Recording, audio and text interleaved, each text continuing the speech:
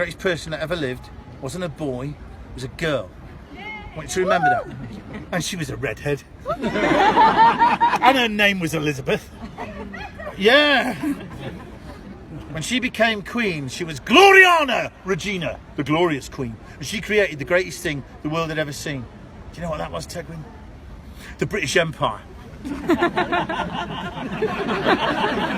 a lot of you may think that's just some old duffer going on about the glory days and it doesn't matter anymore and it's no longer relevant. Think again. If it was not for Elizabeth I, I would now be speaking to you in Spanish and you would all understand. That's right, Spain. In your face. Might want to remember that next time you bring up Gibraltar at the Brexit table. So there you go, Tegwin. Greatest person that ever lived was a girl. Right. And this is what a feminist looks like. Henry VIII was no feminist. He wanted sons, and Anne Boleyn, bless her, she tried hard, really hard, and not just with Henry. I don't care what your romantic sentiment and attachment is to the myth that is now Anne Boleyn.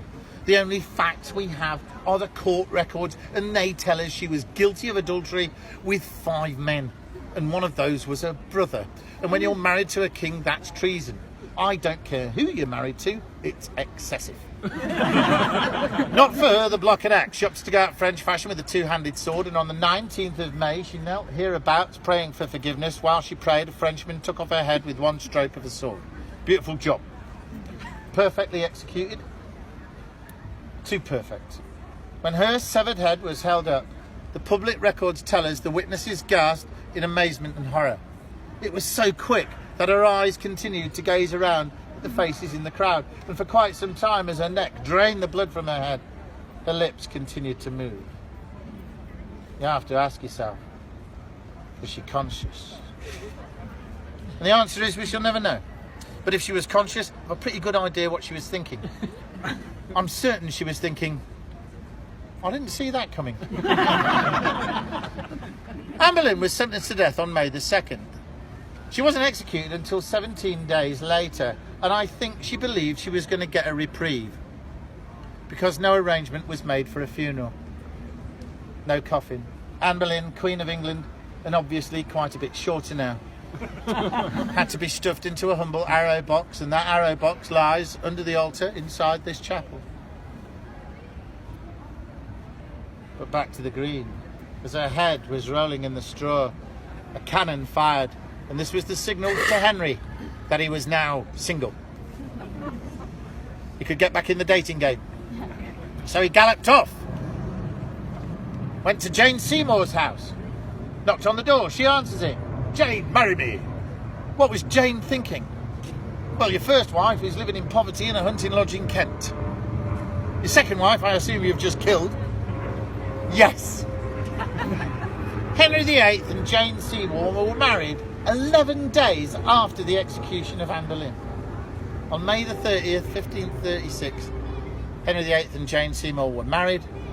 She became his most beloved queen because in September the following year, she gave Henry a son. Aww. And then had a postpartum bleed and died. Yeah, I know. Henry now had 3 children he was talking about, but no wife. In the modern era, a man might turn to the internet. That's what I did. Match.com, eHarmony, Guardian, Soulmates, they were all right, but Plenty of Fish was rubbish, Plenty More Fish was worse. And uniform dating, believe me, in this rig, it's ridiculous. It's just... Henry VIII did something remarkably similar with the technology available at the time. And you're probably thinking, what technology? Holbein. Holbein was a great portrait painter. His portraits are here in London at the National Portrait Gallery. You can see them. They have a photographic-like quality to them. And Holbein was tasked with touring Europe and Scandinavia, painting likely candidates for marriage and sending the pictures back to Henry, who, when he receives them, would look at them and go, left pile, left pile, left pile, right pile. Ooh. Straight to the right pile went a painting from Claver in Germany. A painting of a girl called Anne. Henry fell in love with her painting. Anne of Claver. But he pronounced it Anne of Cleves, and we've mispronounced it ever since. No one argued with Henry. He fell so much in love with her painting that they were married before they'd ever met.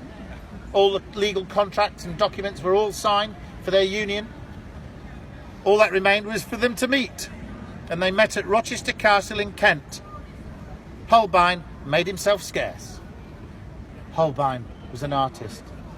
And artists see things we can't. Yes, he had painted her inner beauty. She did not look like her profile picture. I told you, there is nothing new going on in the world today. It's all happened before. Of course, Henry didn't say that. Henry is reported to have bellowed, "By God, she looks like a horse, but not one I'd like to ride." Yeah. Now, the thing was that when they finally got to be alone together, Anne fessed up to Henry that she didn't like the idea of this marriage either, and they both, oh, that's a relief.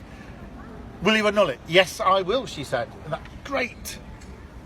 She got a stipend of £8,000 per annum, which in the 16th century was a colossal sum of money. She also got to live in 5 palaces, and she toured with Henry and was part of his court and one of his most trusted advisors until he died. Compare and contrast with Catherine of Aragon, who died of poverty, pneumonia actually, in that hunting lodge in Kent. There's a lesson there. I don't know what it is. But it did pave the way for a tragedy. Catherine Howard, Henry's 5th wife, was just 19 years old when she caught his eye. But Henry was 51. By now he was morbidly obese, had a variety of diseases that today would respond really well to penicillin. Yeah. There was no love in the marriage. She sought comfort outside. She had an affair. She got caught. She admitted her adultery. But here on the scaffold she proclaimed it. "I die the Queen of England," she said. "I'm ready. Much rather would I have lived and died as the humble wife of the only man to have ever loved me, Thomas Culpeper." Yeah, she shouldn't have said that. Thomas Culpeper certainly thought so. He was hanged, drawn and quartered for his part in the affair. Henry's last wife was Catherine Parr. Catherine Parr was closer to his own age. She was 30. But she was a widow and a skilled nurse. And as a former Catholic, it was a great comfort to me and the rest of the Catholic nation that Henry, his last years were characterised by pain, and he probably died in agony. So there you are. What a miserable, miserable history we have. But I told you at the beginning, things have got better. We're not allowed to chop our wives' heads off anymore. Things tend to improve because there's enough smart people around to make sure that that happens. So whatever your worries are today, forget them and enjoy the misery of the past. All right? Now, things that you need to do before you go. You've got to go in the White Tower. The entrance is on the south side. Also, you should take the wall walks. If you've got time, get back to Traitor's Gate. To the right there are some steps. Go along the walls. But don't miss the crown jewels. There is no queue at the moment, and you might want to get through there quickly. Ladies, gentlemen, I know that at the end of these tours you've got a lot of questions, but I can't answer them. Not now. All right? But if you do have questions, my colleagues will be only too pleased to talk to you. I do mean that. We don't want you to have a good day here. We want you to have a great day. If you're not having a great day, you should come and tell us. We always find that amusing. But you could be stuck in a pub quiz in the near future or even the distant future, and you might be stuck on medieval defensive architecture. I'm your man. If you want to follow me on Facebook, Twitter and Instagram, it's Billy Beefeater. All right? It'd be great to see you out there. You're only ever as good as your audience. You've been brilliant. You've laughed in most of the right places. It's been a real pleasure showing you around. Thank you very much. Right. Off you go.